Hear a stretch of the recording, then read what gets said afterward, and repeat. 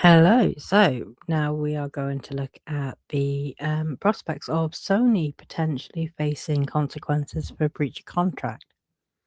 Um, so I'm probably going to show similar exhibits as to what I've already shown in other videos, where I was looking at tortious interference. So, and as I've explained before, we have to kind of go through the process and, demonstrate that where we've hit each element for, in this case, it'll be breach of contract. Reason for that is Sony were a signatory to their contract with Wayfarer. You can't interfere with your own contract. So what would apply to them would be that they have breached their agreement, basically. And that's how we're going to approach this. Again, hypothetical. I feel like a broken record saying this, and I'm sure everyone is aware, but just for if someone's kind of watching this video before any others, I feel like it's important to just make everyone aware that there is no indication at all from Wayfarer that they're going to do this. But I just like to sort of, speculate on possibilities and, kind of really take a magnifying glass to the behaviors and actions of all of these various peoples and entities. And, like, could any of that be actionable? And we've done everyone else. Just to clarify, I'm not going to be doing people like Jenny Slate or Brandon Sklenar or Isabella Farah because I don't believe that there is anything there. And I think the people I have done, I think only Taylor Swift. I wasn't convinced would hit the legal bar because that is quite high. Colleen Hoover, I did think we had. Matt and Lucy Damon, I did think we had, and WME. Again, I do believe, there are potential tortious interference claims. I'm also going to be coming at this from California law, again, because that's what I believe Wayfarer would do. So, just from, again, we are only looking at the actual exhibits that are available to us now. There will be far more information and evidence that is part of discovery overall, but we are only able to see what has been attached to motions and, subsequently unsealed. So I can only go at it from that. I keep a very open mind that there is other evidence available potentially, which could change my thought process positively or negatively. But just to kind of keep that in the back of our minds as well, I am only looking at specifically the exhibits that are available. So I think for me there are at least three that I've picked up, and I may find more as we go through this, but there are at least three areas in particular that I am kind of quite deeply bothered by. So let's go through the elements, because again, as with tortious interference, breach of contract has specific elements that need to be kind of checked off. And the first one is the obvious one: is there a contract? So we have the contract in front of us. I'm doing this a little different. Before I was just talking about the Bake Off. Now I'm going to show a little bit more and go through that. So this is the agreement between Wayfarer and Sony. Approvals. Clause 5, approvals. And it clearly states mutual approval of Columbia and Wayfarer is required for all material, creative, and business decisions for the picture, including the budget, which is not to exceed 25 million, the production schedule, and the cash flow schedule. Final screenplay, the key cast, fees and back end to all talent, music, any replacement of director or lead actor, all producers and producer credits, and production company for the BTS special and licensing of it. So BTS obviously behind the scenes. Product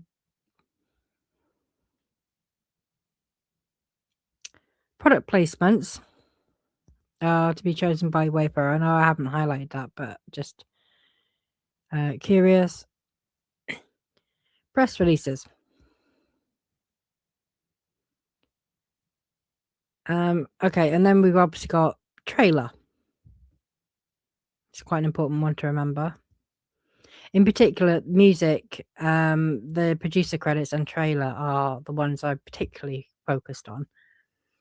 Obviously, director Justin Baldoni is to direct. We have seen the Bake Off clause is in there, and the requirements around that.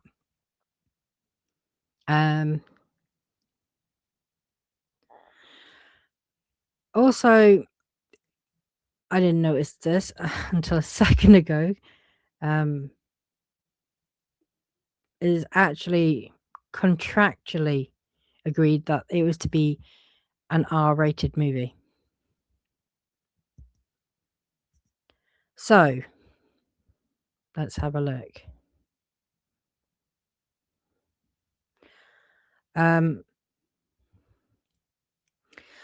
There is more going on with WME early on than there is Sony in terms of interference.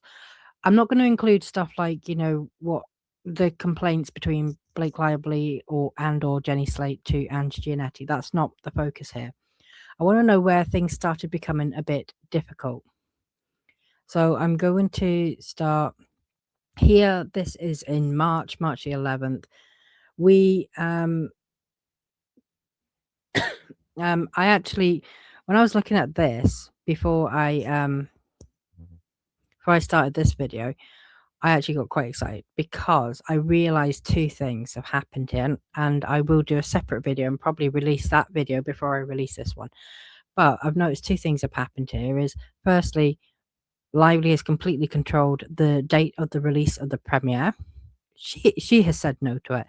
It's not, well, we've sat down and had a conversation and as part of our mutual approval clause, we sat down with Wayfarer. It's Blake has said no to this. Blake has said yes to this. That's what seems to be happening. And this is kind of one of the earlier text messages where you see that.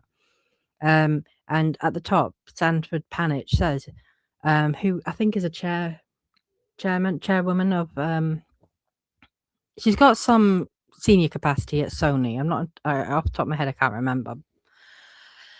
She says, Blake has said no way on the date. And then there's a bit more in between, but I kind of want to stick to one point at a time. So let me go further down and we can see that she has said no way on, and there's a typo there, JUMW. She said no way on JUMW.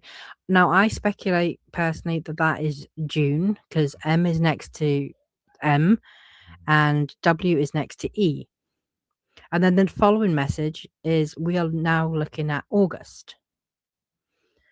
And then Panich kind of refers to two films, Eat, Pray, Love, which was released in August 2010, maybe 2011, and Julie and Julia, which was also released in August. They're both book adaptations.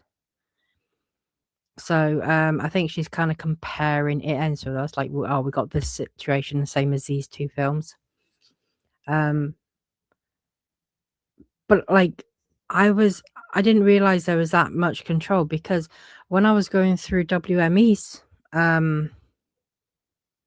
was going through the Ryan Reynolds text messages when I was looking at WME's potential tortious interference, and there was one there where I sort of commented and said, well, this sounds like Blake's actually writing this using Ryan Reynolds' phone in first person, and she's talking about how oh, it's not my fault that my hair care range happened to, fall on the same month as the movie release, and it kind of acted like, gave the impression that she had no control over that. It was completely coincidental and it was outside of her control.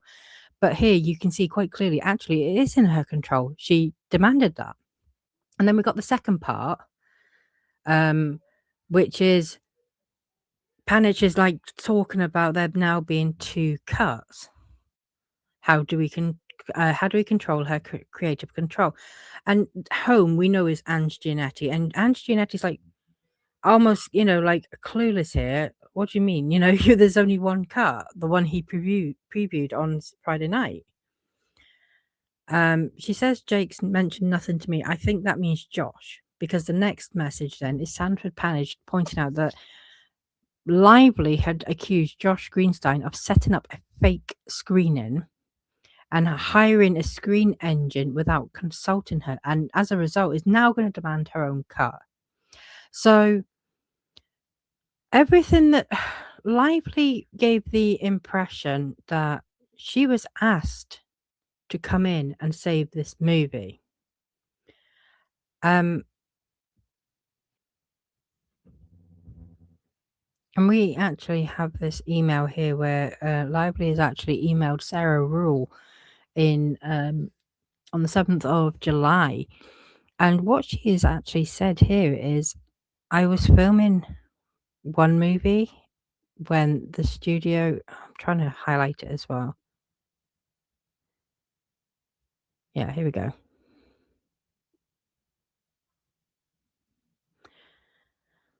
I was filming one movie when the studio took the film from the director of the movie I was in post on and asked me to take over. But that's not what happened. If we, going back to Sanford Panage, that what actually happened is Blake Lively at the top here accused Josh Greenstein of something, setting up a fake screening, and then is now demanding her own cut.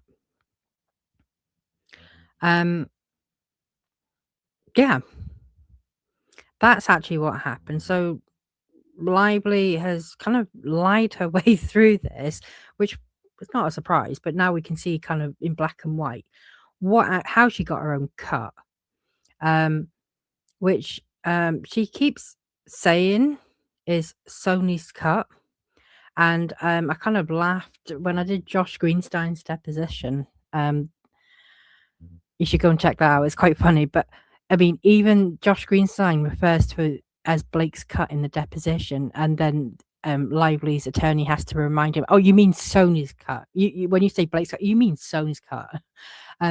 We all know that it's not. We all know that it's Blake's cut. I mean, we don't even have to go far in amongst all the evidence. If we go to this text message thread between Lively and Brandon Sklenar, at the top, you can see how she words it.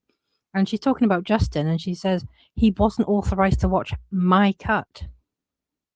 And then Brandon Sklenar then follows up with, well, it will still be yours in the end. Thank God it will be yours. And Lively herself actually, says it won't be a Frankenstein cut. It will be his or mine in their entirety. It's Sony's. No one is saying it's Sony's. But Lively is trying to say, no, it weren't my cut. It was Sony's cut. They asked me to do this. So there's now evidence that is bullshit. to be perfectly candid. Okay. Now, then there is this issue as well, which I have a big problem with. The firing of the first AD. Multiple people, but specifically this. This is Blake Lively quite literally text messaging Ange Giannetti and saying, we need to tackle the first AD and then tackle the leadership issues next. Again, when it comes to rights of approval, Wayfarer were cut out of this. And although they were eventually asked their opinions on this, and they were asked, to sort of grant stuff.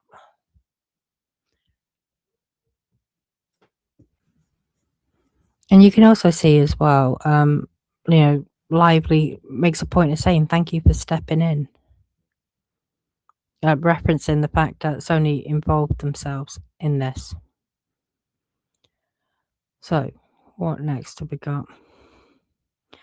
Oh, we got the Bake Off. And I'm sure everyone is probably aware of what I'm bringing up now.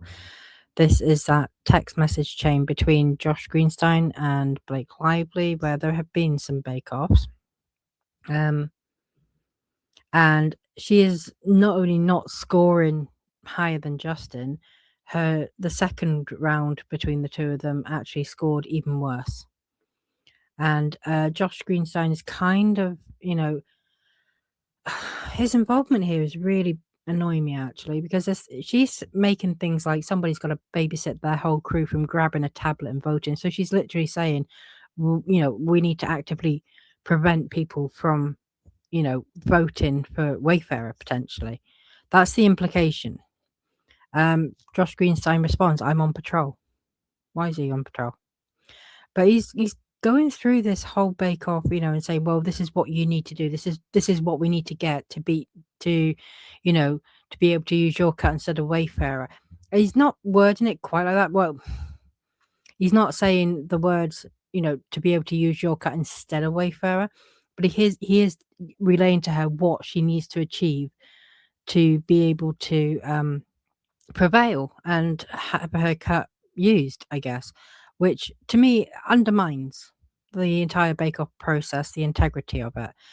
She has no right to know this stuff. She had no right to a flipping cut, but here we are. They've entertained that. Now, Wayfarer have on more than one occasion scored higher.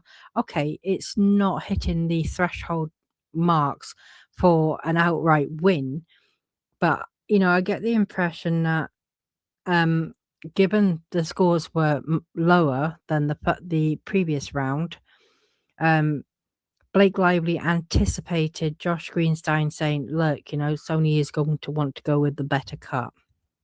Because why would you? Why would you want to take a cut that multiple screenings now have kind of adjudicated to be crap? Who would do that? Blake Lively has obviously anticipated this, because then for some reason, I mean, she says, "I've spoke with Colleen." Right now, I doubt that is actually true, because it is, nearly 4 o'clock in the morning. So I'm not entirely convinced that that is actually true. But she says, "Spoke with Colleen. She feels like I do. Full steam ahead with my cut. I asked her to text you as well. So you're not taking my word for it." Then she's going on about, she acknowledged, recognizes that there is incentive to use a cut that has been determined to be better. And she's saying, "Look, I'll improve my cut, right? But we're using mine. It's done from my perspective, from Colleen's, and from Taylor's." And then she kind of asks at the bottom, "And from Sony's?" question mark. Like, and she's saying, you know, you need to say yes.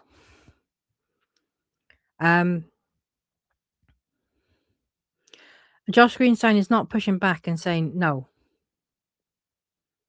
He's agreeing to phone calls, and then further down, Ange is reaching out to your editor.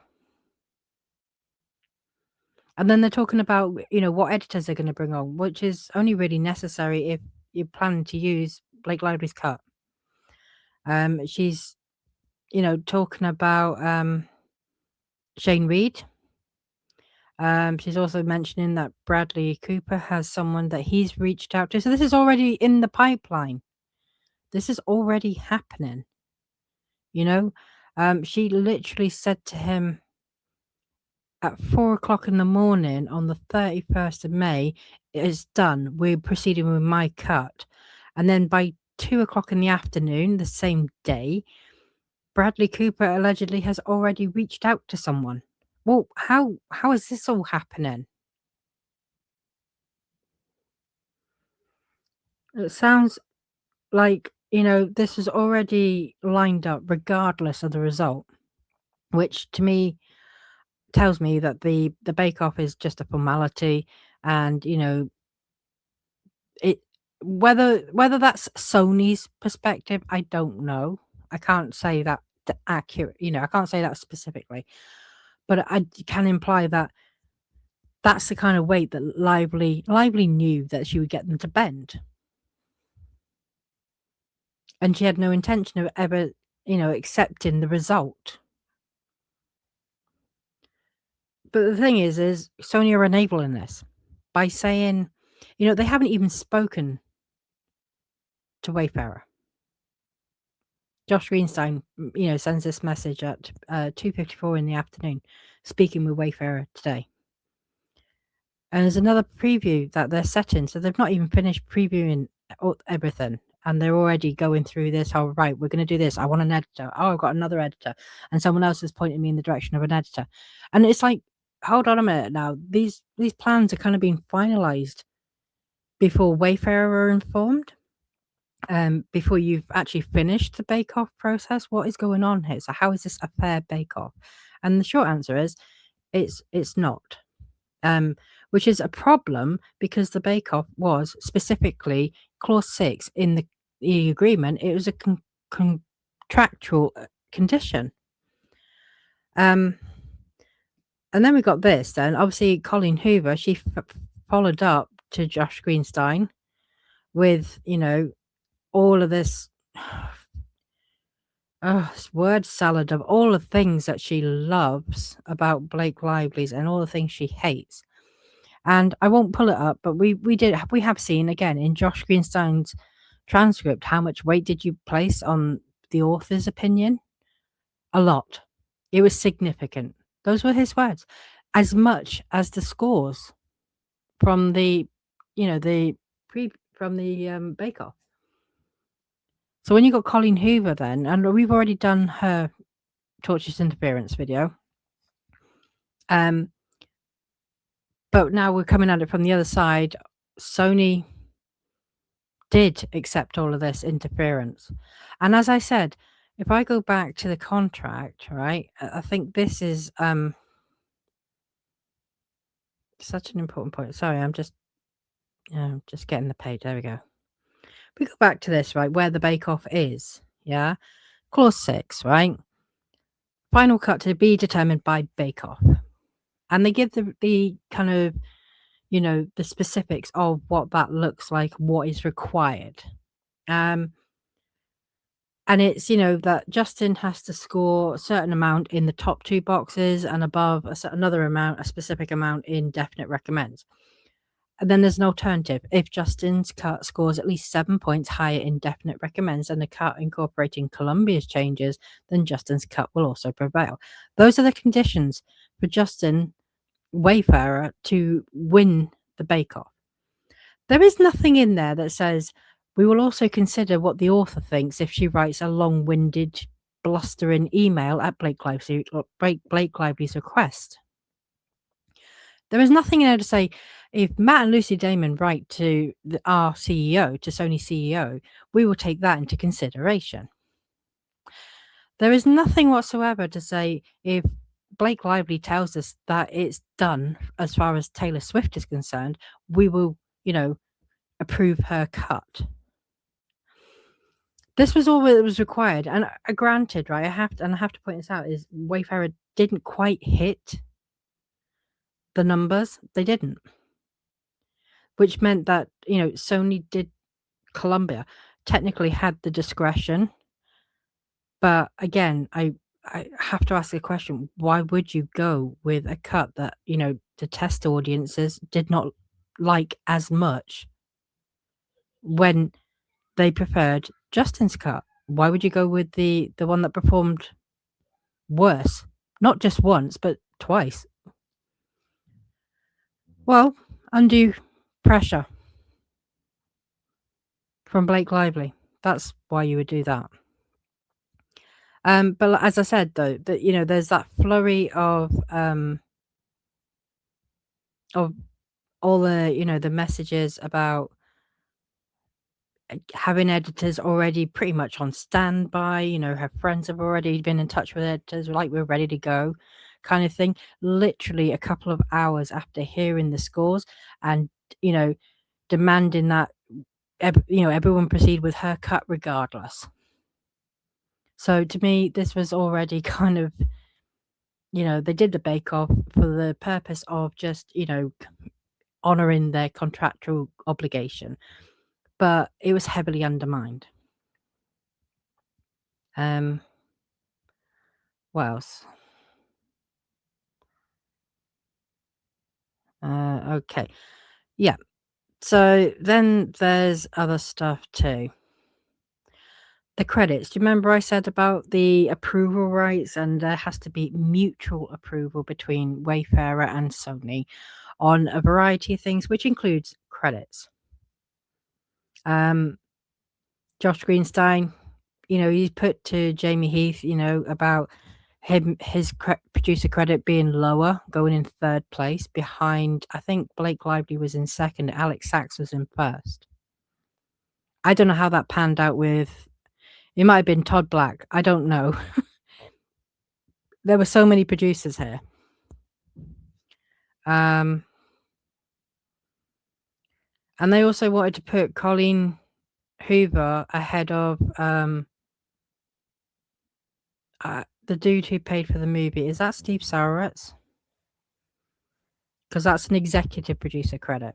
But basically, Josh Greenstein points out the elephant in the room here, which is legally Wayfarer has approval over credits. Which is, we see that that's in the contract. But actually they got their way. How did they get their way? Well, we don't know about specifically the producer credits, but there's probably a bit of a hint in the next line down where Blake Lively says, well, film by credit is wild, and then sends an attachment, which suggests, I mean, it's just Vanity Fair, for God's sake, it's not, it's hardly, like a double blind, research paper or anything like that, but it's an opinion piece basically from Vanity Fair where they talk about a film by credits being just vanity credits, much like executive producer credits, to be honest, but she was happy, she insisted on that as a minimum. Regardless, it was, it was Justin's right, and it was Justin's right to have that. So, and it was kind of part of the contractual, it was part of the contractual agreement. So for her to even ask that, I'm baffled. Like, why does it bother her that he has that credit? So, and moving on a little bit now, we where is it? Let's go to this one actually. This is also in April, so this is Wayfarer's amended complaint. At this point, it just says Sony executive. We don't know if it's Angie Giannetti or Josh Greenstein. But Sony themselves actually say that, if I can get this big enough, in that top message there, spoke to, it's redacted, he will tell Blake tomorrow he cannot authorize her request to be executorial. It's a Wayfarer movie. They have final cut and run process. We are only investors and releasing. Must get approval from you all. He understands. So, I don't know who the redacted is. Is that Todd? Is that, I don't know, because I know we're around this place, around this time. Well, it actually says in the bottom message, redacted texted with Blake Lively, shut down. That's Sean Levy, by the way. She is requesting Sean Levy in the editing room, and Sony managed to stand their ground with that one and say no, but they had to allow that Shane Reed would go in the editing room. So there's that. And then we have, where is it?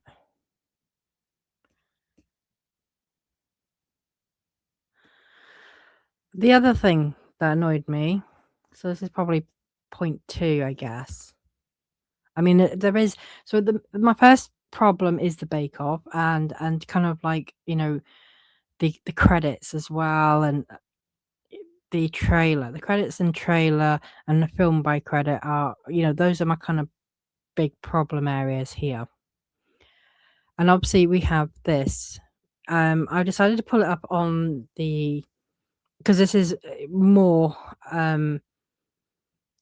like we've only got these bottom two messages on the exhibit. Oh, do you know what? I'll just go to the exhibit and show what I mean.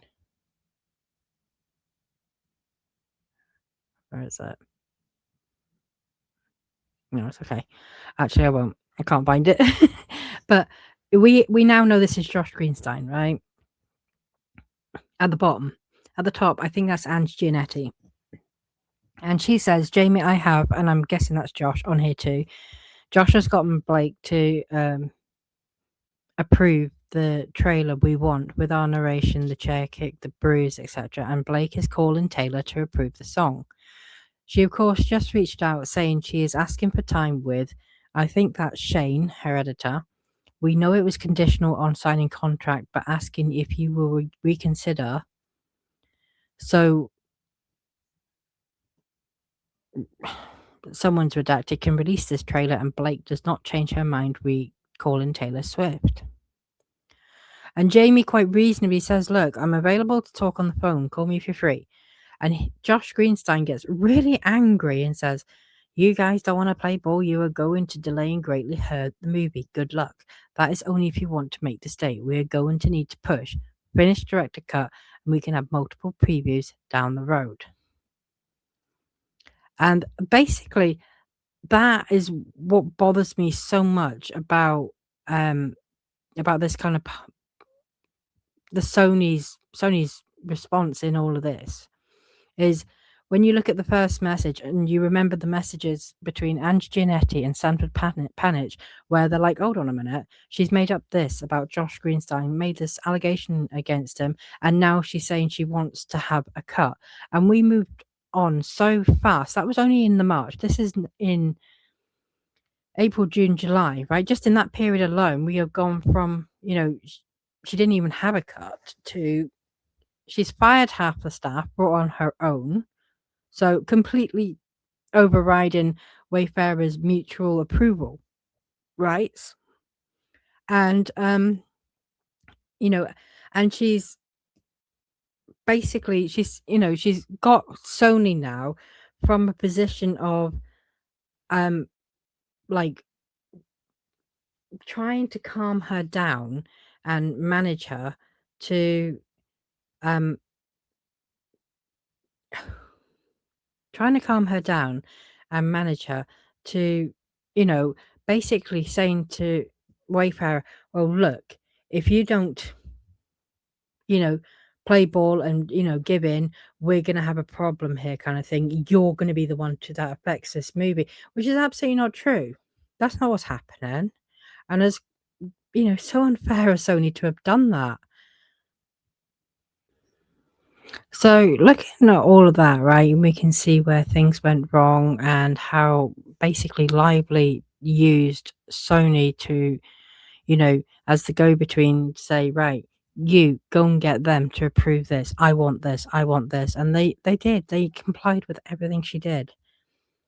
So we go back now to the elements required for breach of contract, right? So we've already satisfied element one, the existence of the contract. We've looked at the important aspects of that, such as the approval rights and who gets what say, and determined that Sony and Wayfarer had mutual approval rights. The other thing we got was, we also know that Sony were aware the contract required a bake-off. Then we look at the performance of the contract. So did Wayfarer perform its part? Well, they delivered the cut. They were prepared to participate in the bake-off, and they complied with the process. Did Sony breach? Okay. So things like the messages from Josh Greenstein to Jamie Heath, you guys don't want to play ball, you're going to delaying greatly hurt the movie. That's quite coercive language. It's beyond the contract, and it's designed to force Wayfarer to accept. In that case, I think,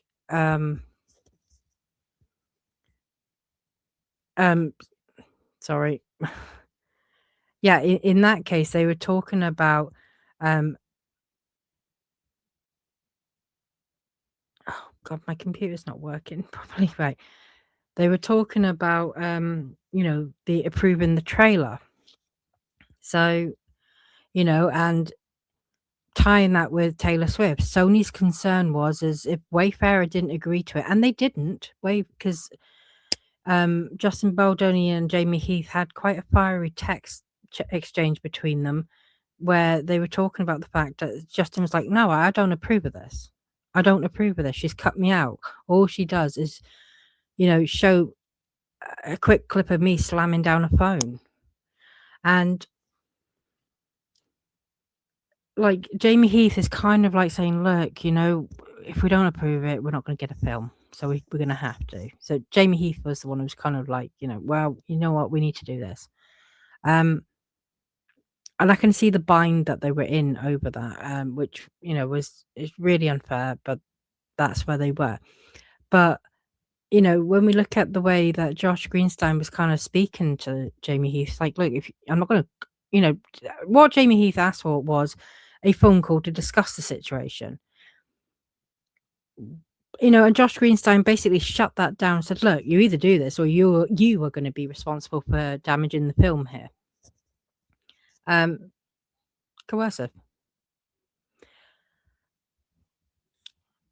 So, and I would say a breach of the implied covenant of good faith and fair dealing. Sony and Wayfarer, they negotiated credits as well. This was all already pre-negotiated. But Sony, they entertained Blake Lively's demands. They negotiated credit changes. They removed the film by Justin Baldoni at Blake Lively's request. Yeah, they put it to them and said, will you agree to it? And in the end, Justin Baldoni had to agree to it, because what would have happened if he said no? Well, probably the same thing as, what happened with the trailer. Well, if you don't accept this and agree to it, then you are going to greatly hurt the film, blah, blah, blah, blah, blah.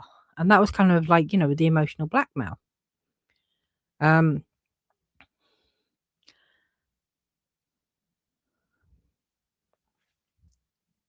So yeah, that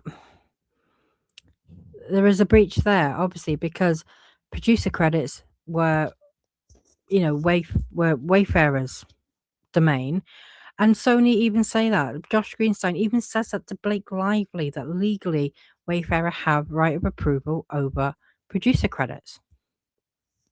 And yet we still ended up, in a situation where Wayfarer had to concede to all Blake Lively's demands.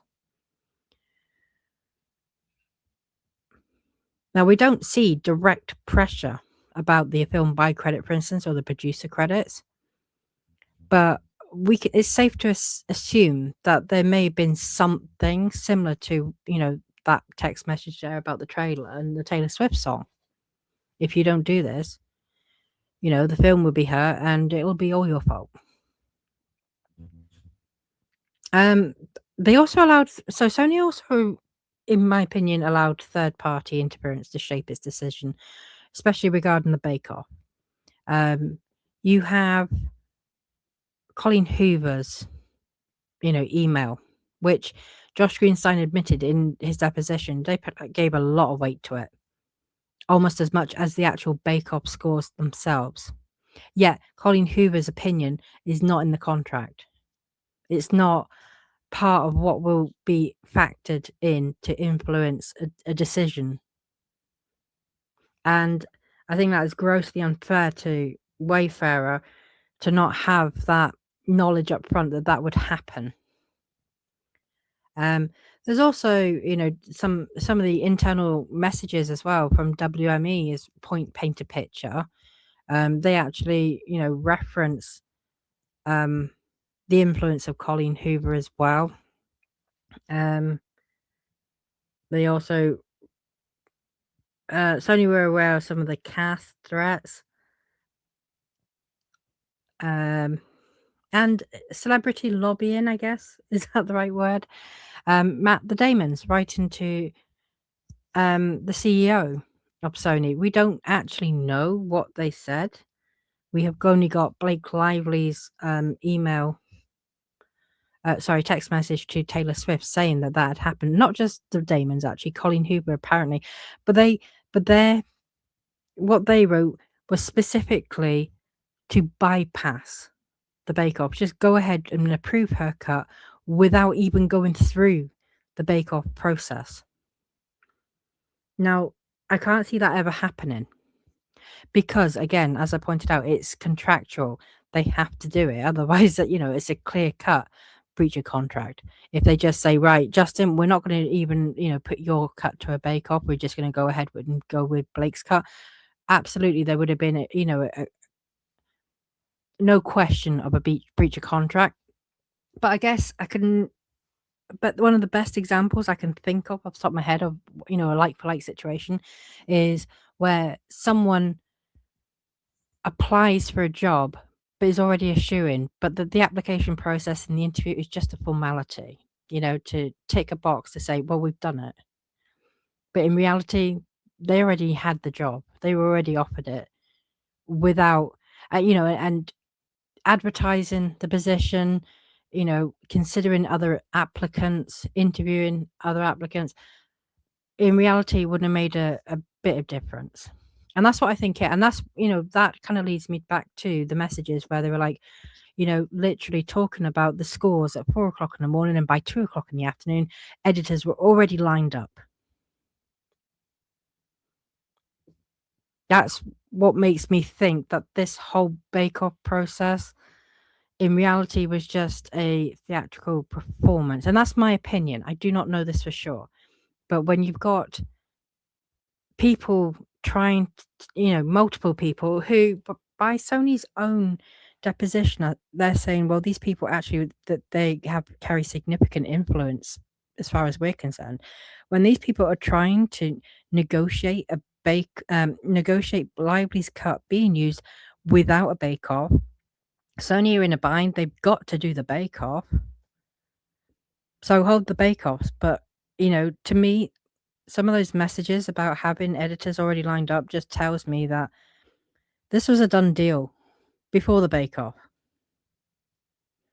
But again, I have to be very clear and say I do not know that for sure. It's just that's what my gut is feeling. It's my opinion. And the thing is under California law, right, a contracting party must refrain from actions that prevent the other party from receiving the benefit of the contract. So I feel like Sony did the opposite. I feel like they encouraged Blake Lively almost. It may have started out as a bit of a surprise. It might have been just a surprise to Sanford Panich and Ange Giannetti. But Josh Greenstein, I get the impression that he kind of seemed fairly on Lively's side, so to speak. I don't know that for sure, but that's just where I feel like I'm heading. And I don't think it's entirely without merit, to be honest, either. Because if I share this is a text message thread between Blake Lively and Giannetti and Josh Greenstein. And this is dated 24th of June, 2024. Again, this is, Wayfarer said they don't want to provide a PGA letter to support Lively, but Lively is like, I'm checking in to see, have you managed to basically get a PGA letter out of Wayfarer? So Sony have clearly gone and tried to apply that kind of pressure, like, no, you've got to provide the PGA letter. Well, because obviously Wayfarer did end up providing one.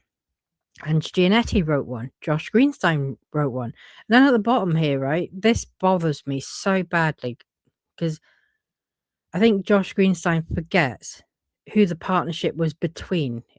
It was between Sony and Wayfarer, not Sony and Blake Lively, but here, like, he's speaking like this about Wayfarer. Fucking dummies. For what? For not wanting to write a letter which would have, basically obtained her a PGA mark she was not entitled to because she obtained it by, fraudulent means.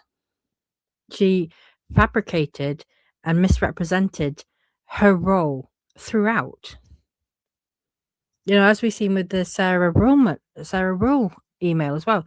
Sony took the film from the director and asked me to come in. No, they didn't. But, Wayfarer trying to stand their ground, and that's the kind of response we get from Josh Greenstein, which is just crazy. Absolutely crazy. What else is there? So the Bake Off specifically, the Bake Off really does bother me. I mean, the producer credit problem issue is an issue for me too. So is the trailer, the film by credit. The fact that Lively had so much control over other things that were, subject to mutual approval rights as well, like the budget. She doubled the budget on so much all the way through. And we've seen text messages. I won't pull them all up because there's no need to, because we know they're there. And if anyone's not sure, again, assholemedia.com, I'll put a link in the description, but has done a phenomenal timeline where each point has links to the filings specifically that is, being referred to. And it's just a fantastic way to go through it all. For me, though, the Bake Off really is the problem, right? I do not believe that Sony conducted a neutral Bake Off. And I think the evidence there shows that they were influenced by outside pressure. They put pressure on Wayfarer, and they responded to threats. They allowed unauthorized edits and writing to enter the process, and they did not maintain neutrality. So I would say, yes, there's a breach of that clause at minimum. Then we've got to look at damages, the next element. I believe that can be shown as well with evidence here, but also other evidence. I mean, there was loss of creative authority. There was reputational harm to Justin Baldoni, economic harm to Wayfarer because the budget kept rising. There was disruption to various things as well, like the premiere. Forced concessions, a compromised bake-off, because that could have been Justin Baldoni's cut. And again, this all affects the sequel as well. We can't, whilst we're looking at this one film, I do think ahead to, the fact that there was a potential sequel coming with this, where, a partnership could have been formed with Sony. And if they're already acting like this before the end of the first film, can you imagine what they would have been like to work with for the second film? I think a contractual relationship probably would have been untenable. There's not necessarily that, Wayfarer could potentially claim for that. They may be able to. But there's a lot of information that's missing, may exist, but we haven't seen it. So I can't I don't want to guess what it contains. But yeah, I think that all of that satisfies the damages element. Yeah, and that's based on the three theories. So there's a breach of the bake-off clause, breach of implied covenant of good faith and fair dealing, for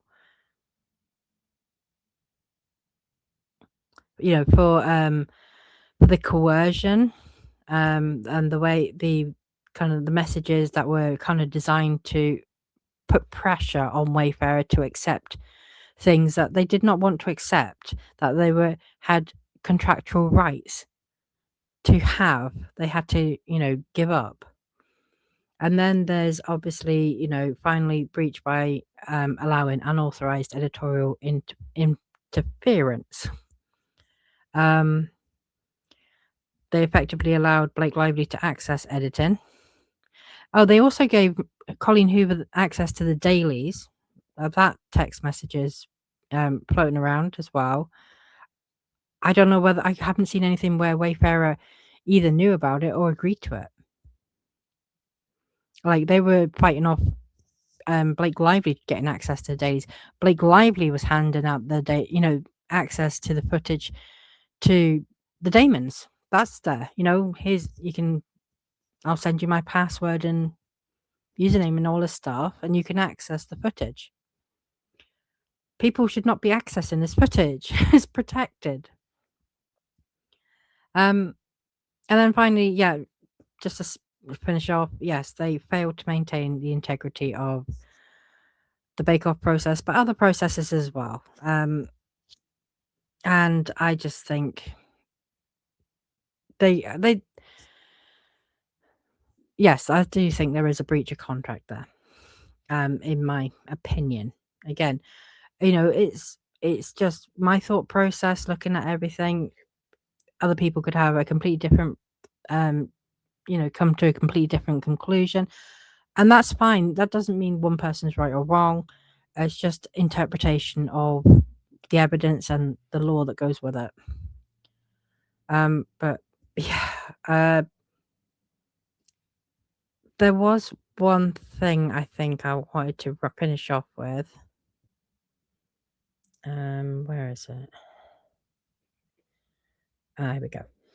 It's actually this one. This is between Josh Greenstein and Tara Grant. And Tara Grant works at Sony.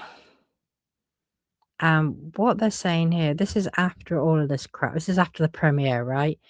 It's not that this is a smoking gun, but I just find that this kind of gives us an insight into the mindset of Sony, right? And Tara Grant, this last one here, so she says, or he, I'm not sure. She orchestrated all this drama in a totally unsavvy and amateur way. I have to say, when I said unsavvy then, when I read that, I had an image of Jack Sparrow in my mind. Sorry, I don't know why. I knew I was going to laugh then, so I wanted to explain why I'm laughing.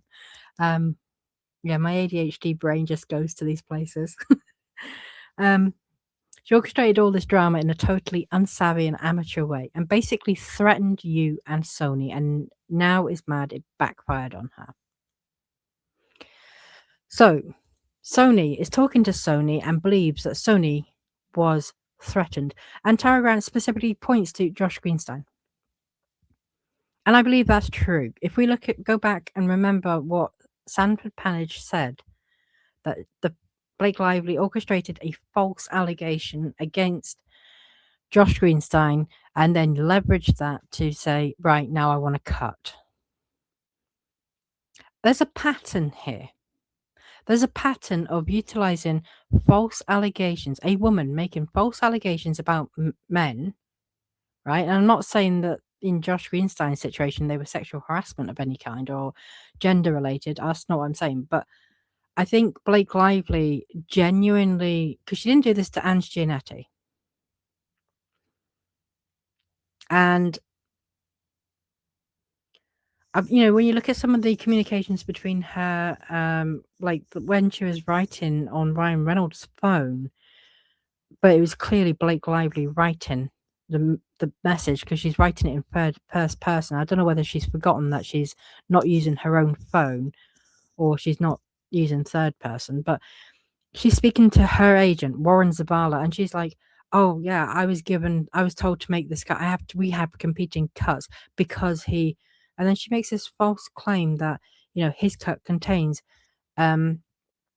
sexual intercourse with a 15-year-old. And then she says it's not in the book. It is. Lily was actually portrayed as 16, not 15, which makes a difference to the age of consent laws in where the book was set.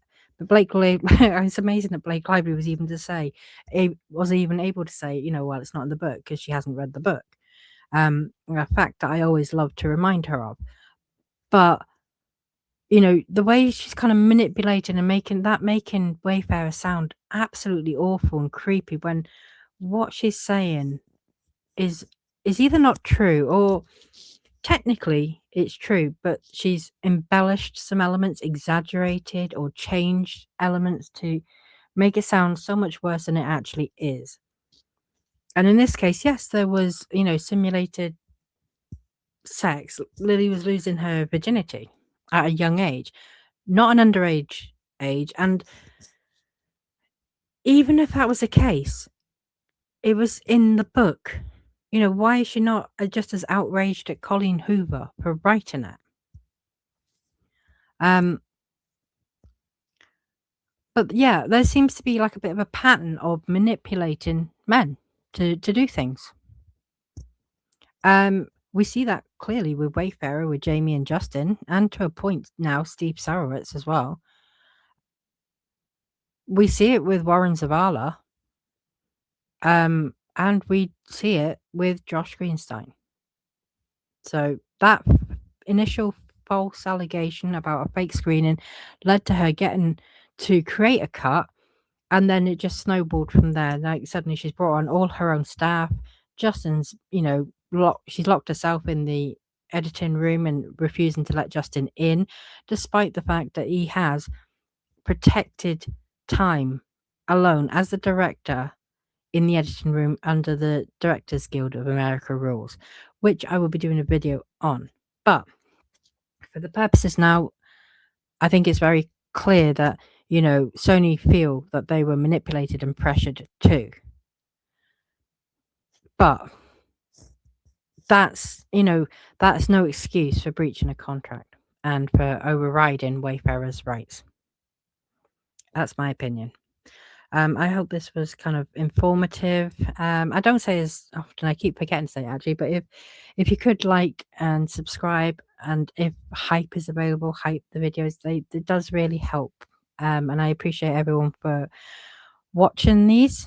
I will be then, I think I'm going to go into separate video on the PGA. Is there any PGA violations potentially? WGA and the DGA as well. And now the PGA, obviously Blake Lively is a member of, so I'll be looking at whether she has violated any rules. WGA is Ryan Reynolds is a member of, so did he violate any rules by writing things like the rooftop scene? I know I've done a bit of a video on this before, but I'm going to go into a little bit more depth, just because it is interesting. And I absolutely will not be leaving on the screen the contact details for where to raise any complaints to these organizations about these people and their conduct. And then when I look at the DGA rules, Justin Baldoni is a member of the Directors Guild of America. I'm not looking to see whether he has breached rules. I'm looking to see whether Blake Lively or Ryan Reynolds have. Because unlike the other guilds, only members can break those rules, but with the Directors Guild, it's not quite the same. So we'll be looking at all of that. I thank you again for watching, and I will be back real soon.